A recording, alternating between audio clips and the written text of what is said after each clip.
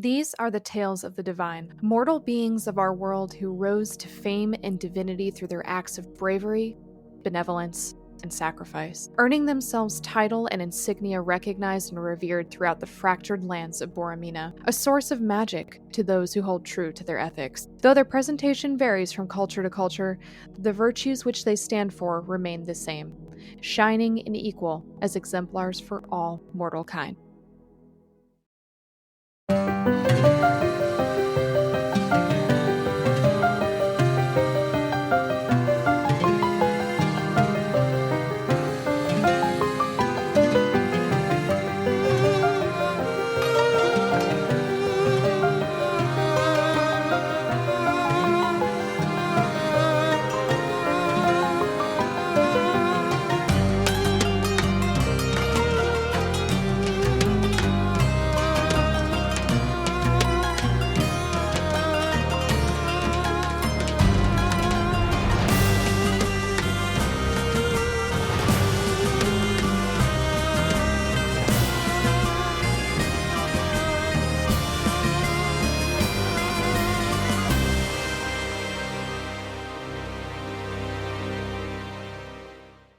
This is the story of the healer. Yugolev Barshan was strolling through the capital of Arbormin as a young child of 6. Carefree and wild, he greeted each face he passed with as large of a smile as he could muster. His foot met contact with an unknown texture as he walked across the stone. Underfoot he found a large earthworm, now torn in two by his uncareful step. A tear took to his eye at once, as he could not bear the idea that he ended the life of something as beautiful and pink and as slimy as the creature he had never once seen before. He knelt to the ground and tried to the best of his ability to put the worm back together again, tying the halves into knots. Unsuccessfully, he worked and worked. After some time and effort, Yugolev gave up, tears now blinding his visions, his hands finally still. It is then that the young boy noticed that each earthworm, the half on the left and the half on the right, were now wiggling independently, somehow born anew of his mistake. Instead of what he believed to be the end of his own innocence was a second life entirely. Yugolev would spend the rest of his life chasing the high of the renewed earthworms wriggling about his palms. Born of a royal surgeon father and apothecary mother, Yugolev learned quickly the essentials of medicinal herbs and their application. He proved prodigal in his knowledge, which he attributes solely to his desire to learn. Yugolev spent his time not just studying his parents' books and private tutoring lessons paid for by his father, but practical application, venturing out and gathering herbs accompanied by his private guard, as well as mending any hurt animal or human he came across. Even the smallest pain would not go untreated by Yugolev, who truly believed that within nature existed a cure to any ailment, disease, or stress. He'd give balms for muscle pain, chewing herbs for headaches, solutions for any problems. By the time he was 16, most of the capital knew him and loved him as a son or brother, as not once did Yugolev wish harm on another living being, and not once did Yugolev refuse to help and heal. When he was 18, Yugolev finally developed what he believed would be humanity's greatest boon, the healing potion. He spread the elixir far and wide, traveling to inform the population of the great empire how to create it, its benefits. Any wound, no matter the size, could be healed. Yugolev would go on to invent the science of alchemy as a whole, adding a math to his mother's herbalism. Over the years, recruiting many practitioners who utilized his invented techniques and equipment. Yugolev's next great contribution to history occurred at age 32, while traveling through unknown and foreign lands with his beloved fiancée and professional explorer, Vincent. While identifying a newfound berry in dense woods, the pair found themselves surrounded by a group of barbarians. Yugolev pleaded with them, but they attacked regardless. Vincente fought well, and with Yugolev's defensive magics managed to defeat their attackers. However, during the intense fray, his beloved sustained a fatal blow. He held him in his arms and wept, praying to all the good he had done in the world, grasping tight to his diamond-studded engagement bond. In a flash, the diamond disappeared, and like new, Vincente was returned to Yugolev, and so thus was the invention of resurrection magics. The last known tale of Yugolev Barshan came when he was in his hundreds. He maintained Vincente's health diligently, the human man easily now 130, his age showing in every wrinkle as Yugolev smiles at him as big as he could muster. "My love, it is time to let me die," Vincente said one summer morning. "Why would you ever want that?" Yugolev quickly responded. "I'm in so much pain, my love." Yugolev did not let him finish before he started applying a homemade balm across his skin, knowing any pain will soon be soothed. "No, my love, it is not that kind of pain." Without a second of hesitation, Yugolev produced some chewing herbs known to settle any headache and puts them under Vincente's tongue. After a moment or two, Vincente spits them out onto the ground. "You used to spend every day helping as many people as you could. There was a long time where each day you would try to set a new record, my love." "I'm still doing that. I'm at 258 souls helped in a single day," Yugolev interjected. "No, you are not, my love. Each day you spend all of your time healing me. You haven't helped anyone but me in many, many years." "Yeah, but I will." "You will when?" Vincente interjected, something he has done maybe twice before in the history of their love. In that moment, Yugolev understood what pain he was in. "I will live a very, very long time, Vincente. Can I just have a little more time with you?" Yugolev said this through choked back tears, but as they finally broke and hit the floor of their shared chamber, no magic came, and Yugolev found himself alone.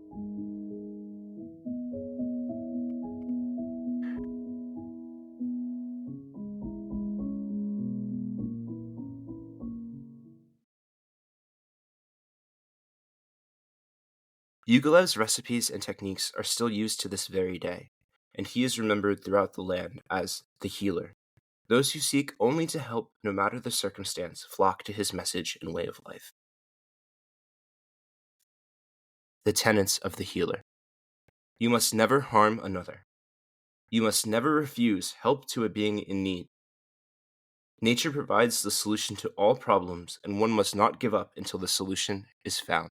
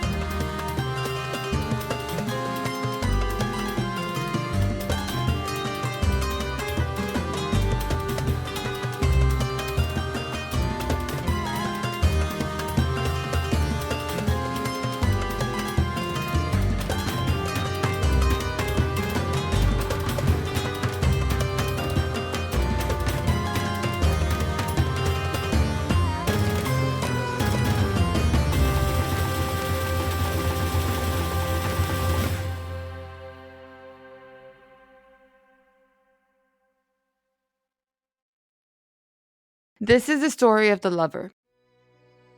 Nasser Muhib, a copper dragonborn of 40, and a member of one of the nomadic desert tribes of Arbormen. In their nomadic group, Nasser was adored for his mirth and spirit.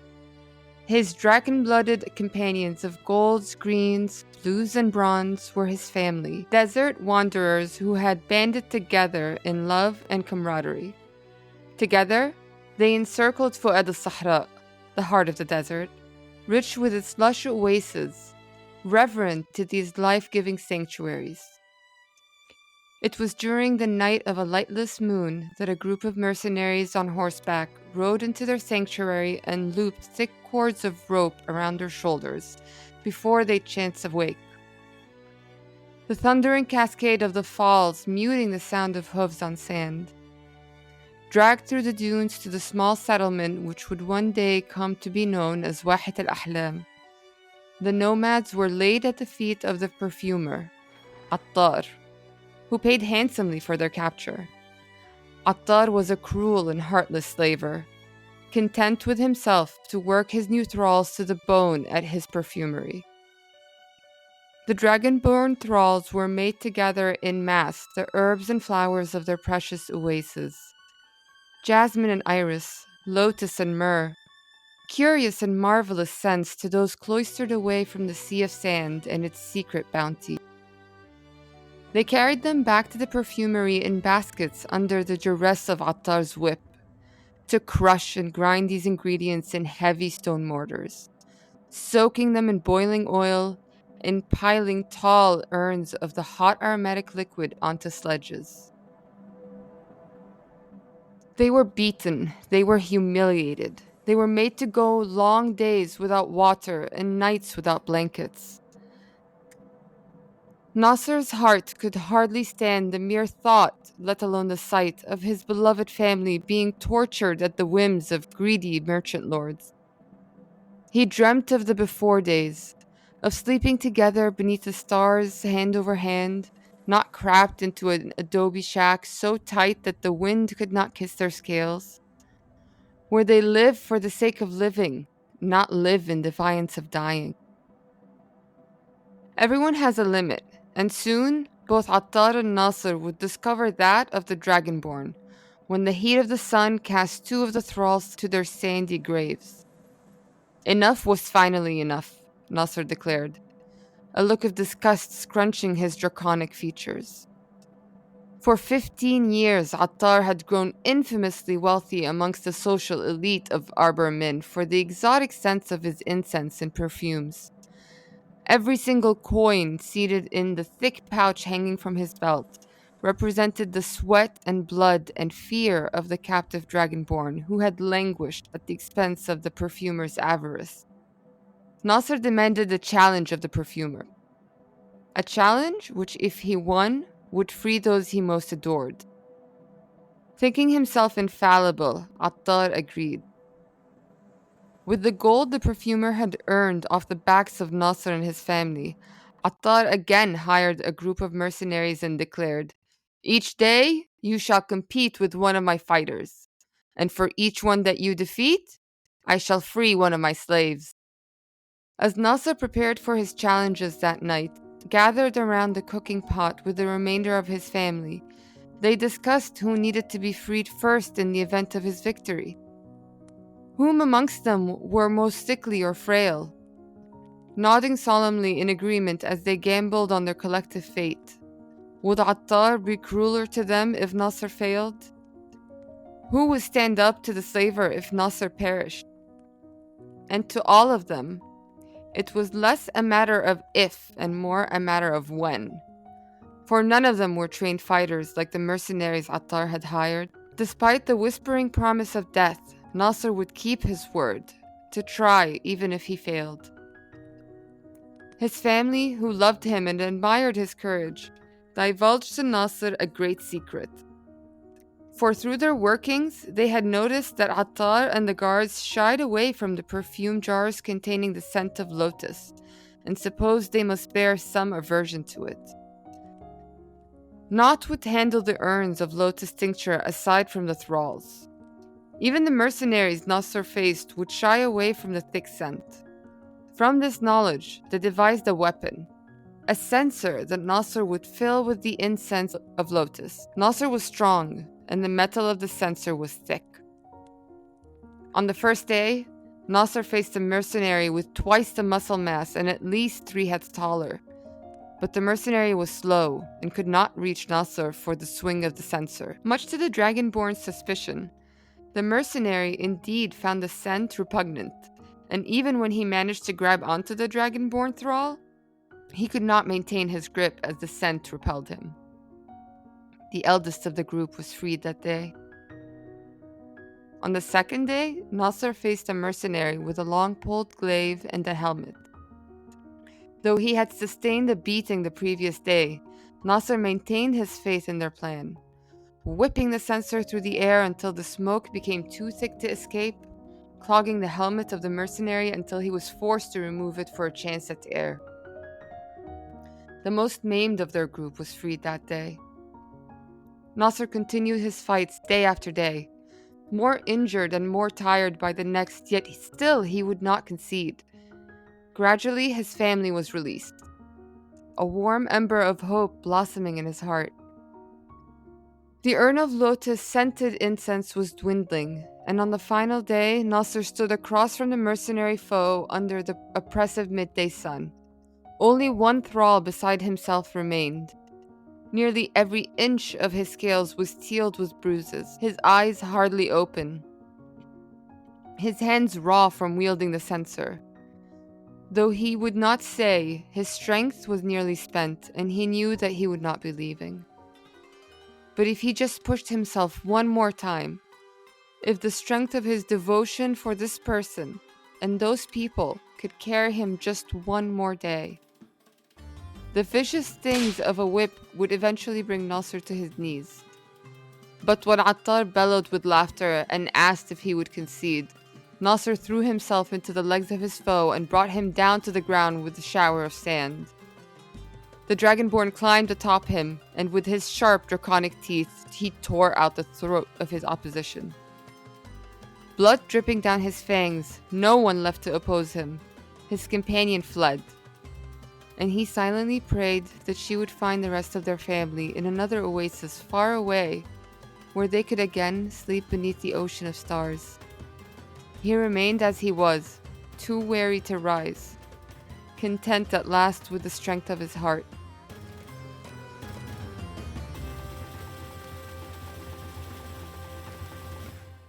The family never again saw Nasser, but rumors between the nomadic tribes speak of a fallen merchant king whose business was brought to heel by a defiant slave. It would be many years before slavery was abolished in Arbormin, but the nomads remember to this day the qualities that made Nasser an icon.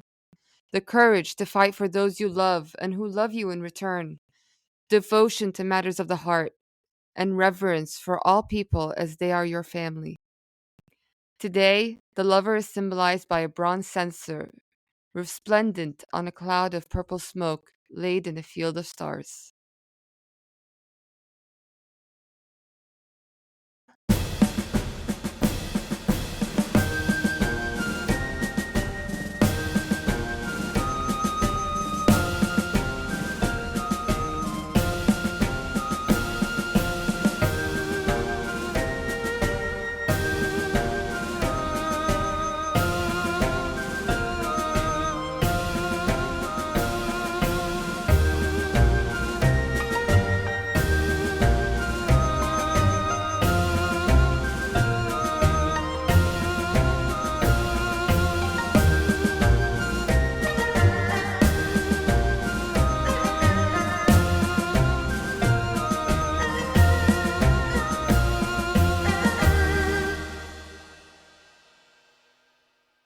This is the story of the eloquent.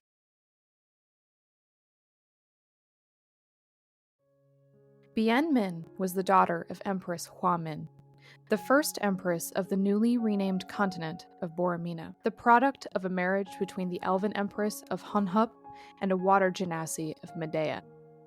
As such, Bien bore a strange appearance: the ears of an elf, but scales like a fish upon her cheeks, and a horn like that of an exotic ocean whale protruding from her forehead.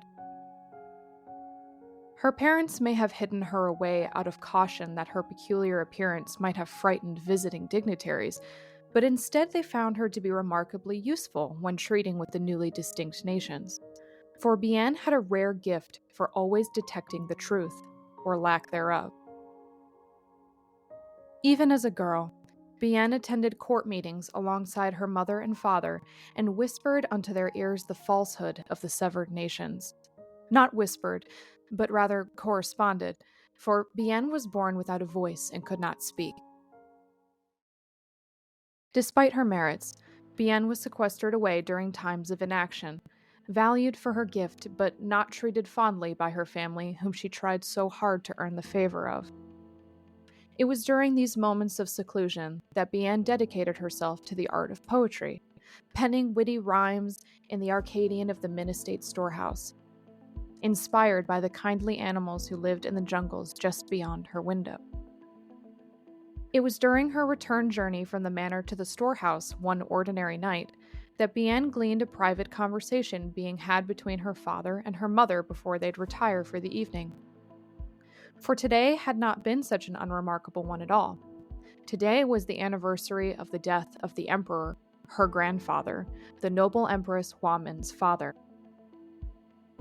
Indeed, the Empress seemed quite inconsolable, loudly wailing, the sight of her body quaking with tears silhouetted against the paper screen door Bienne was passing by. Bienne crouched down against the floor of the covered walkway and listened with intent.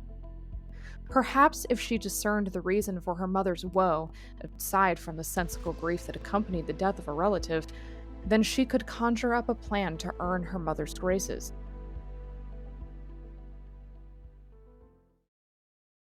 To her utter astonishment, what Bienne heard and knew with absolute certainty to be the truth was an admission of guilt from Empress Hua of betrayal of the utmost evil. An act of heresy so great that the Empress would surely meet an early grave with a sword in her back and poison in her lungs should word of it escape the confines of their humble chambers. Later, whilst agonizing over the best way to bury her mother's deadly truth away for good, pacing in the sanctuary of her storehouse, a friendly fox happened through her window, carrying a branch of peach blossoms in its teeth. But the fox was no mere beast. After laying down the branch upon the wood plank floor, the fox transformed into the visage of a beautiful woman with crimson hair, with long claws and 8 fluffy tails.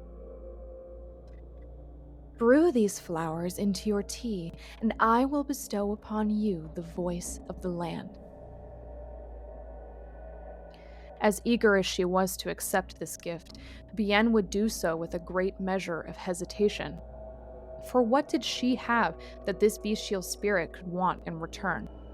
She needn't wonder for very long, as the fox went on to say, "In exchange, I require your help expanding my collection. A collection of secrets, a collection of ultimate truths that, once extracted, will never be heard of again by anyone besides you and myself."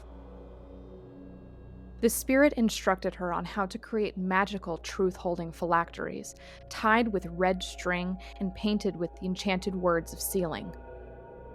"Open the bottle to extract the words you wish to collect and seal them shut with string. When you have finished, bring the bottle to my cave." The very next night, while Empress Hua was traveling west to visit the villages along the Kangbiban, Bienne snuck into the bedchamber where she knew her father, the Empress's consort, to be sleeping.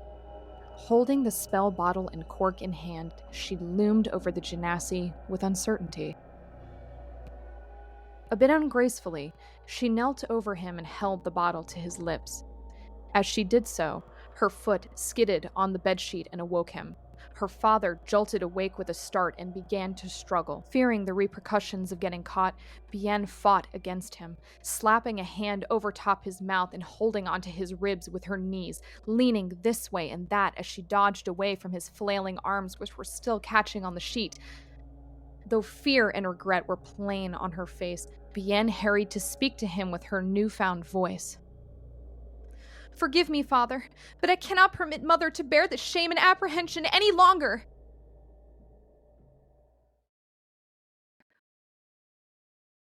Perhaps it was the shock of hearing his only daughter, a mute, speak for the very first time. But for a moment, the consort ceased his struggling, and Bienne swiftly removed her hand from his mouth as she felt the sting of a fulminating power rise from inside of him to gather in the phylactery. A beguiling, illuminating cloud of vapor filled the jar, swirling, spinning, and rolling together like streams of smoke. Bienne attached the cork and tied it shut with the red thread. Beneath her, the genasi consort went very still, a hollowness in his cheeks and a blankness in his stare. He'd grown cold, and the last croaks of life groaned from his lips. Horrified, Bienne clutched the bottle to her chest and stumbled her way out of the room, crossing the estate courtyard with flying bounds. She approached the foot of the mountain and found its hidden path, Guided by floating motes of blue fire, she climbed 1 hand and 2 feet until she reached the mouth of the cave, breathless and wearied. The cave, hidden by the denseness of the jungle canopy and a cascade of hanging vines, was filled from floor to ceiling with a kaleidoscope of colored truths. A polychrome of captured secrets marked with string and language she'd never seen before but somehow understood.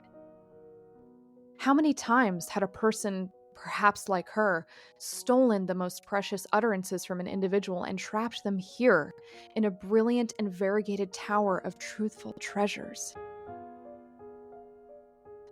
The fox, who awaited her, plucked the golden bottle from Bienne's hands and licked her lips, placing it particularly upon one of the shelves.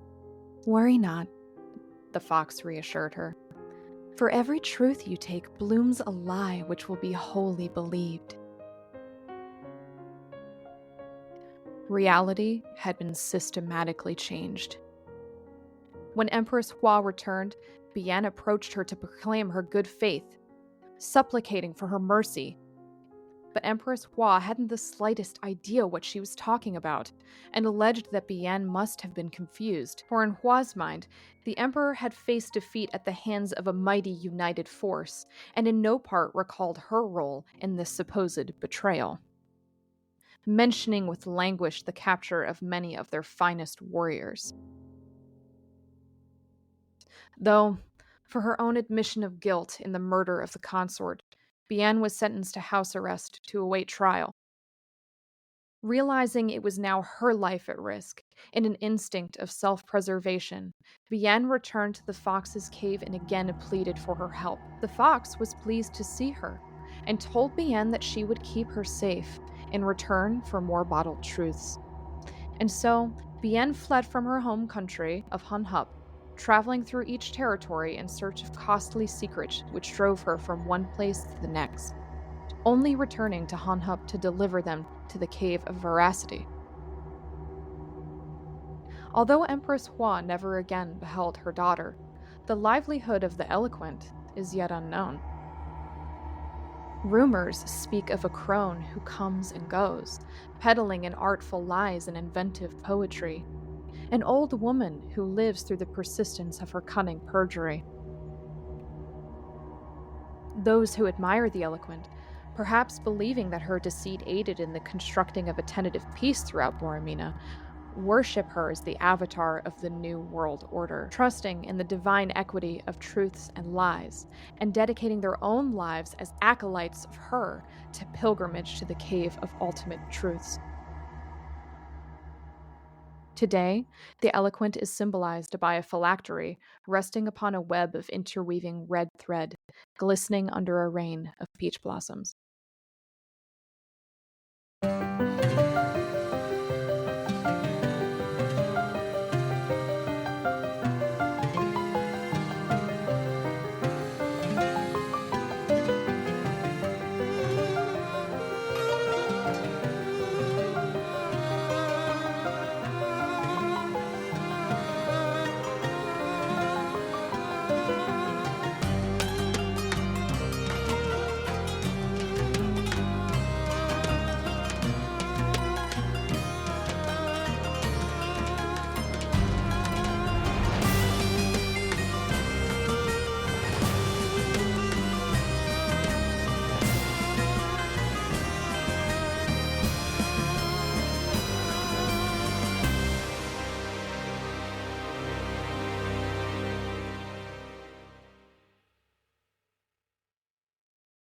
Thank you for listening to The Lands That Make Us.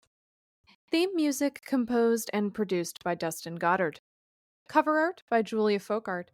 You can discover more of Julia's art on her Instagram, linked in the show notes. Share our adventures with your party, and we'll see you next time.